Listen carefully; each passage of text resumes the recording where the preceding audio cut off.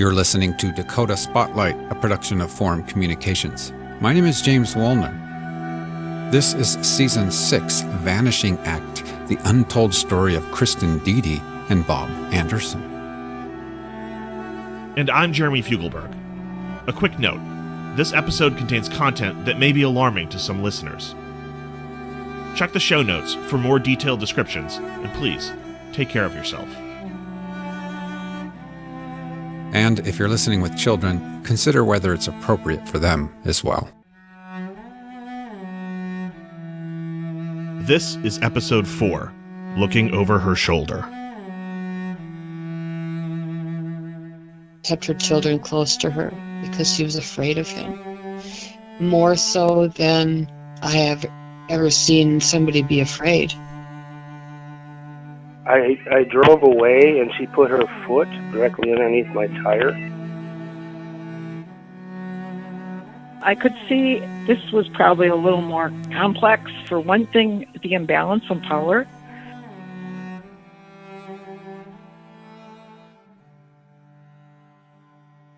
This episode is all about control, specifically control of Kristin Diede. Now, yes, this podcast is about how she and her boyfriend, Bob Anderson, vanished in 1993. But if there's one thread James and I find ourselves following as we investigate this case, it is this. Who controls Kristin? Ultimately, as you know, Kristin and Bob were never found. Authorities believe they were murdered. When you think about it, murder is the ultimate act of control over someone else's life. It overrides someone's basic rights of life, liberty, and the pursuit of happiness to make their own choices, their own way. Murder is an act that determines whether a life continues or is snuffed out. Control. As you listen to this episode, keep asking, who is in control of Kristin now? If you recall from episode 3, when we last left her, Kristin had separated from her husband, Clyde. Court records we obtained indicate they split in September the year before. And she had met a new man, Bob. He seemed the complete opposite of Clyde in all the best ways. Kristin was opening up more, gaining confidence. She seemed headed toward a better life on her own terms. But her marriage with Clyde wasn't yet over. They still lived in the same town. They still had 2 children together, Mitchell and Deanna. We don't have a lot of details about the internal dynamics of Kristin's relationship with Clyde. In fact, most of what we do know about their relationship comes from the end of it, from Kristin's new neighbor friends and other women who helped her. We intended to ask Clyde about his marriage when Jeremy interviewed him recently, but he cut the interview short. I just called him again this week with several crucial questions, including about his relationship with Kristin. He declined to speak with me. On his behalf, it's safe for us to say that Clyde likely objects to the characterizations of him throughout this episode. Kristin was living with her children in an apartment in Bloomington, Minnesota. She'd befriended a woman who lived upstairs, Heather. You've met her in an earlier episode. But in this episode, we're going to dive deeper into what her friends noticed about the newly single mom of 2 young children. And it was hard to miss. Kristin was cautious. She was careful. Here's Heather. We heard her tell us about this in the last episode, but it's important that we note it again now. She was just really close with her children. She didn't really even let them come upstairs to my house, and she would call, even though she was just right downstairs, until she really got to know us, my girlfriend and I, and she was very, very protective of them, and they were very close to her. Now, we pulled a background check on Clyde. Background checks have a lot of information, but they don't tell you everything. Not really. They can be both helpfully specific and frustratingly without crucial context. Here's James and I, looking over the background check for Clyde. Oh, and a quick note. In the next clip, James mentions a video. That's a home video from Bob's family, showing Kristin and her kids hanging out with Bob and his family in 1993. I'm just trying to figure out when he was where. So do we know the exact year that he and Kristin moved to Bloomington? We know they got married in 83, right? Yep. I mean, the first Minnesota address, well, I guess it's a P.O. box in Breckenridge. That's in August of 89. Yep, August of 89. He has relatives there as well, we know. A brother, for example. The next active address, or was active anyway, is that Lindale Avenue apartment building, which is Kristin's last apartment, basically, where her friends Heather and Tiffany, especially Heather anyway, were as well. That's the apartment. And interestingly, there, look, October 1990 to August of 93, the month Kristin disappeared. So let's say they moved there. It says October of 90. So they moved there in 90. According to the divorce decree, they were separated in 92, but we know Kristin was still living there through, when she drove to North Dakota, so that would have been August. Mm-hmm. But Clyde would have moved out by then. He would have had to have. Look at that entry, that Pleasant Avenue.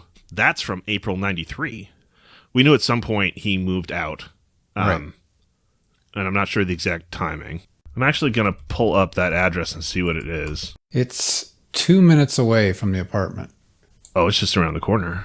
So literally he could have just been there at the moment's notice. He just was just a few blocks away, effectively. I mean, the other charitable construction is like his kids were still there and, he's still their dad. And It's a lot easier making that work when you don't live on the other end of town. Yeah, absolutely. And then the next one up is March 96. Looks like Winter, South Dakota. Assumably to open this chiropractic business where he is to this day. We're now going to turn to court records. James obtained these from the Minnesota court system. So this is Register of Actions, but basically what we're looking for is, or what we're seeing here is a court record for Clyde Diede. Single charge, assault 5th degree, in parentheses it says domestic. Lists it as a misdemeanor and says the date of that incident is February 10th, 1993. So events and orders of the court. So what are we looking at here? It starts out with March 26th. Just says Judicial Officer Thomas Wexler, assault 5th degree, domestic, and then it says not guilty, which I assume that's his plea, right? Not guilty. Yeah. So this looks like there would be an initial hearing, like how do you plead, right? Mm-hmm.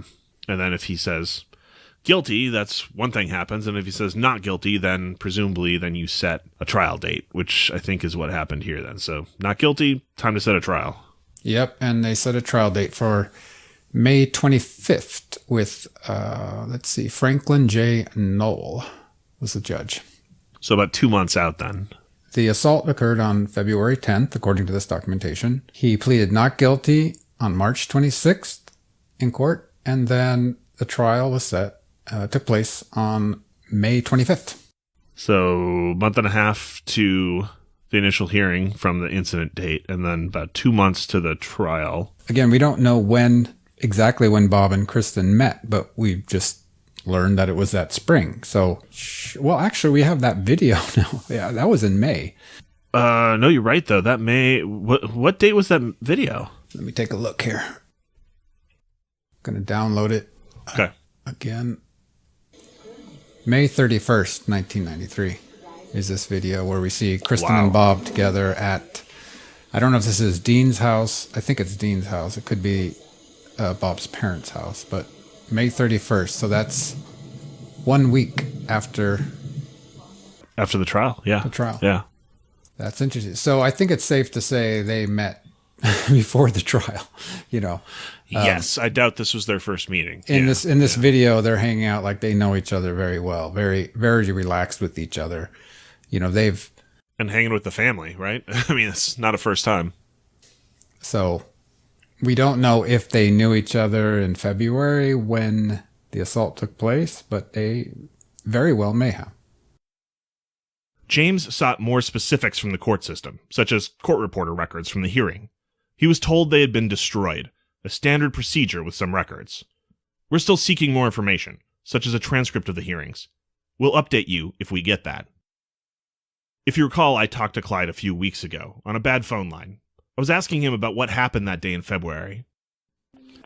Domestic violence charges that were filed against you. Can you tell me any more about those or what happened there?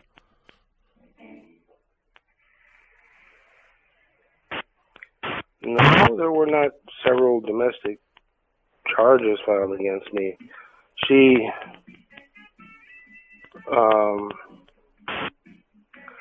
I drove away and she put her foot directly underneath my tire. And there was an issue about that. But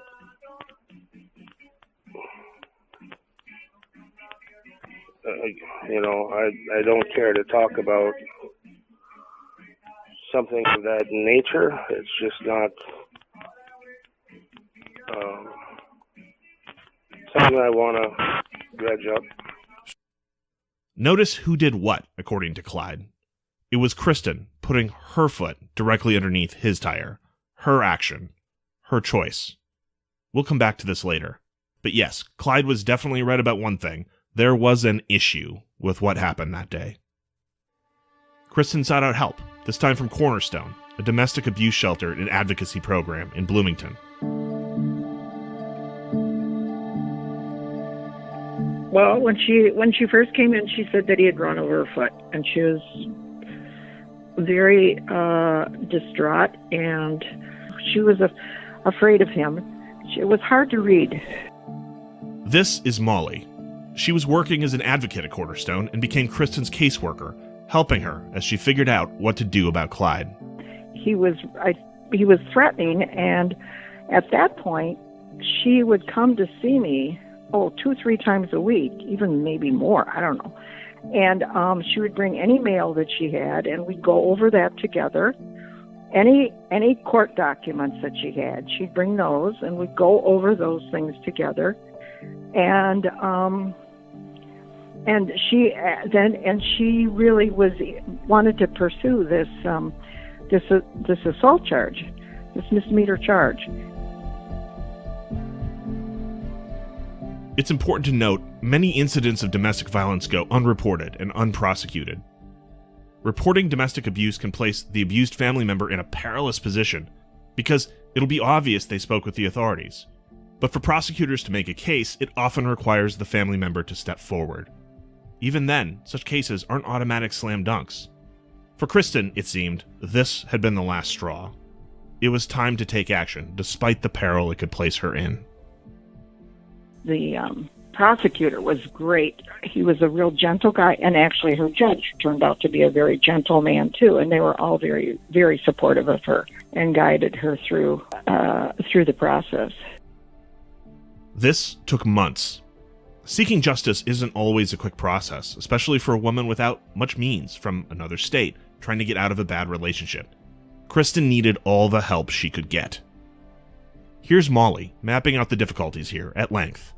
I could see as time went on that this was probably a little more complex than many cases. For one thing, the imbalance in power. Here Clyde he was graduating from chiropractic college, and I'd heard that, she had told me about her family growing up and how she changed her name. She told me that eventually, and how she really just didn't want any contact with her biological family at all. And then when she'd come in and she wanted me to help her with all this paperwork, I just thought, oh my gosh, this is tough. Clyde has really got control over her because he's getting his chiropractic degree, and I'm not even sure if she's got a high school education. It seems Cornerstone quickly became a haven for Kristin and her young children, Mitchell and Deanna, a support system unlike anything else she had. I could tell that she really didn't. She had these girlfriends, but she really didn't have anybody. She didn't really have a support system like a lot of people have at all. As we saw in the court records, Clyde was charged with a 5th-degree misdemeanor, domestic assault. A fifth-degree misdemeanor is the most minor misdemeanor charge, and for a first offender, doesn't usually come with particularly stiff penalties. At his initial appearance in March, about a month after the incident, he pleaded not guilty. A trial date was set for May 25th. That day arrived. Molly was with Kristin in the courtroom that day as Clyde stood trial. When we went before the judge, Clyde got up. He said no, that he wasn't guilty, that if he really wanted, what struck me the most is if he really wanted to hurt his wife, he could, because he knew where all the pressure points were. And then he started maybe not pressure points, all the places where you could really do damage. He said that to the judge. And he actually said that like 3 or 4 times.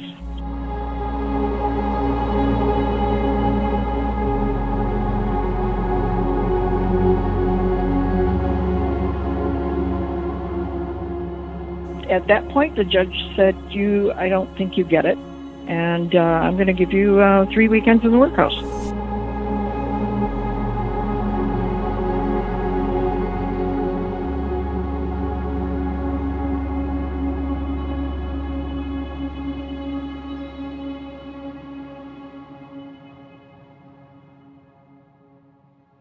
Let's go back to the court records, which list out very clearly the punishment meted out to Clyde. So again, trial date was May 25th. Mm-hmm. And what the result of that was, the judge says, it's listed as convicted. Yeah, exactly. And then 2 days later, he was sentenced. What are the conditions here?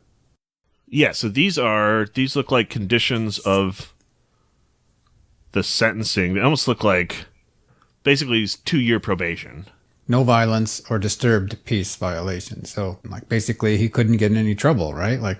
Couldn't get in any violent situations or disturb the peace for 2 years. Yep. Does that sound right? And then the next one, Mrs. Diede, which is Kristin. Mm-hmm. No contact with victim. 5/27/93 to 5/27/1995. That's 2 years. Again, 2 years. No contact with Mrs. Diede, it says. May contact children only. There's a couple more there you want to... Let's see. Incarceration comment to serve 2 consecutive weekends. Also report June 4th, 93 at 7 p.m. and release June 6th, 93 at 9 p.m. June 4th, 1993 was a Friday. So he had to be there at 7 p.m. on a Friday, and he was released Sunday at 9 p.m. So a weekend. Yeah. Yeah. There's some conditions here, the workhouse conditions, but, as long as you follow these probation conditions, then you're not imprisoned. Supervised probation. Yeah. Yeah.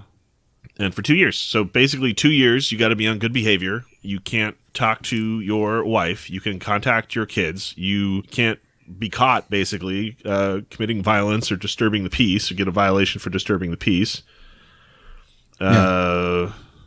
It's quite a lineup. Kind of a stack of things here.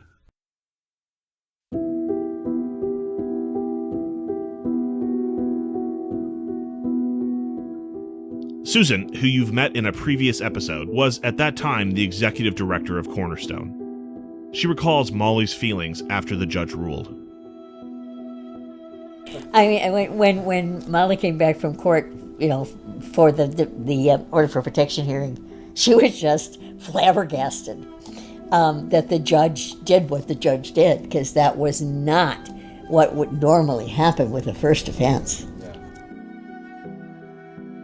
Molly again. The problem was huge, and for what he was charged with, that's all that he could be charged with. That was probably the most he could be charged. Molly's report about Clyde's behavior in court really struck Susan. She was appalled, as were other people in the courtroom, at his behavior was combative, and he was accusatory. He was just so out of line, so out of control, which basically gave the people there the impression that this is a man with a violent temper.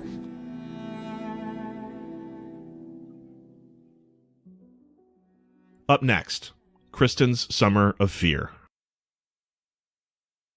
Do you want more true crime news like this? Visit inforum.news/support and unlock access to our entire news network for only 99 cents a month for your first 3 months. Subscribe now to get this limited time offer at inforum.news/support.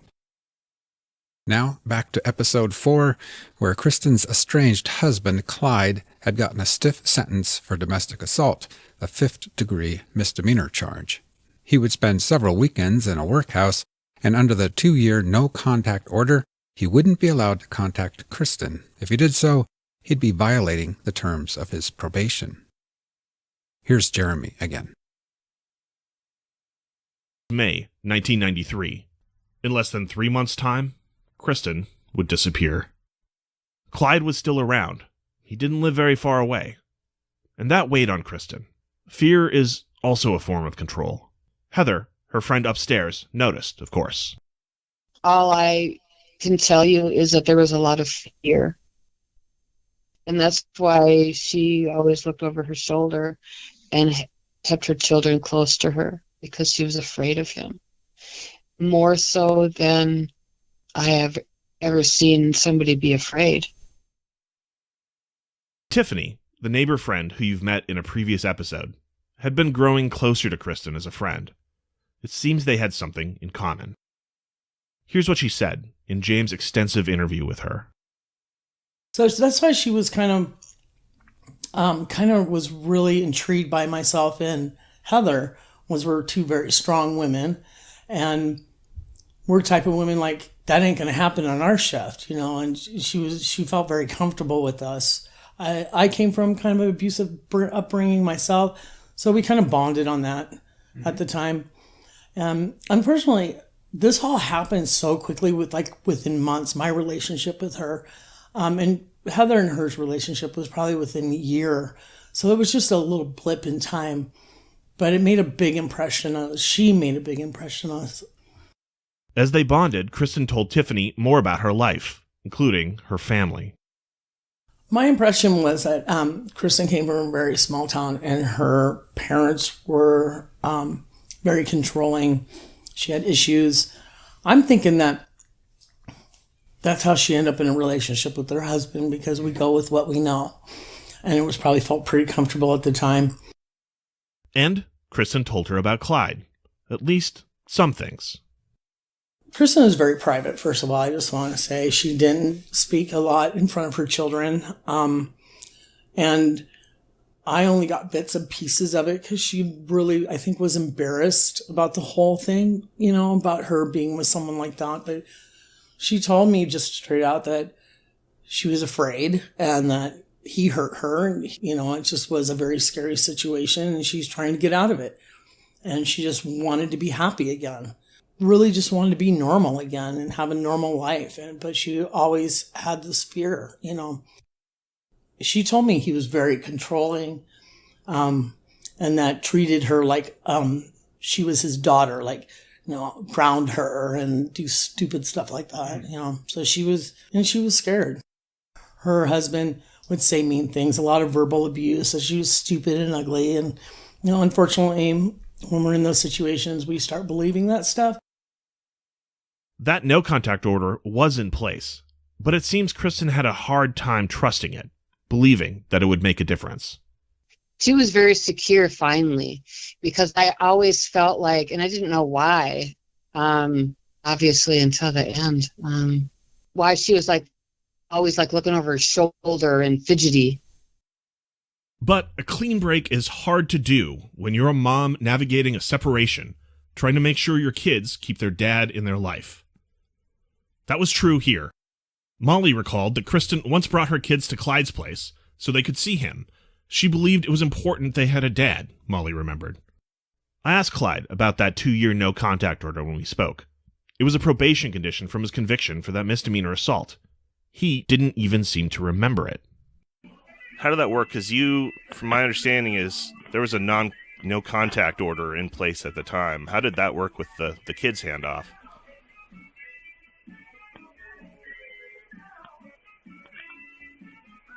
I don't know about a no contact order. So that's my understanding, is one of the probation conditions for you after that domestic assault charge was a 2-year no contact order.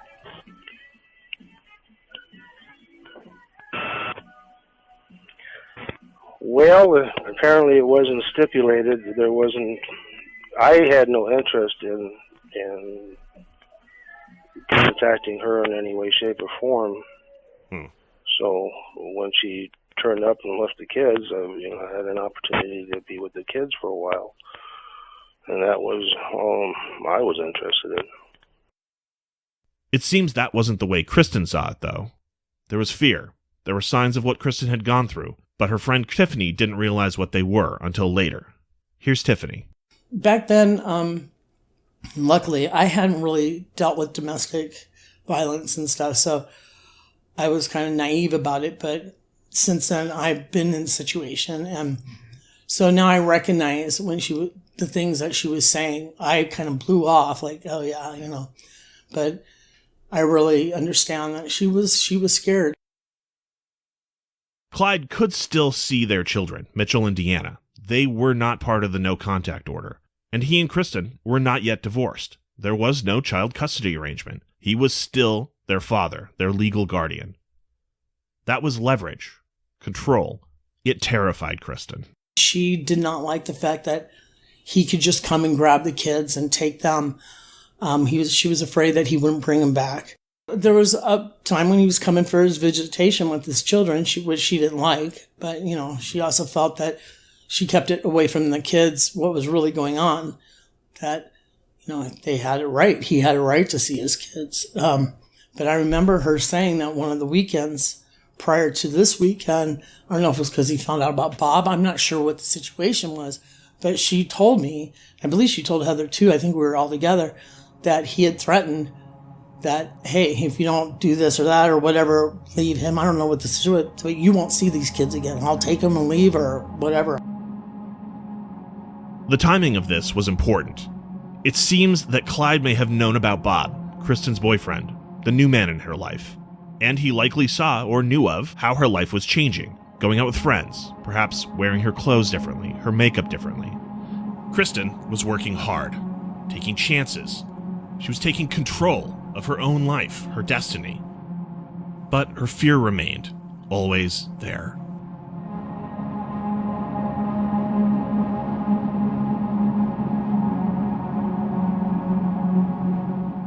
A few weeks later, that trip on that mid-August weekend in 1993 to North Dakota, despite the concerns of her neighbor friends and allies at Cornerstone.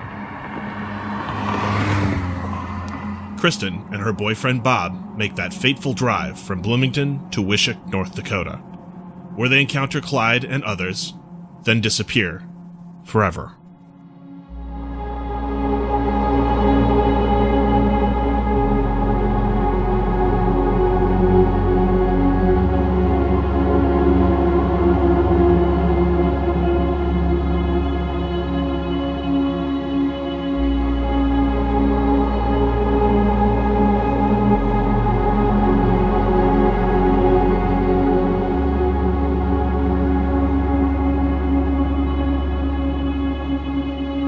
Still to come in this season of Dakota Spotlight, Vanishing Act, the untold story of Kristin Diede and Bob Anderson.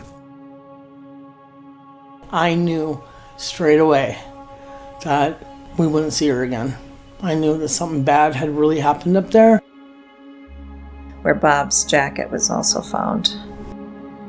It was a jacket that my mom stitched up and repaired for him, and she recognized it right away. Nobody was interested in pursuing this. Said that there's not a day that would go by that she didn't think of Bob. She'd get up in the morning and think of Bob, and then before she'd go to bed, she'd think of Bob. I feel your pain. I feel your pain.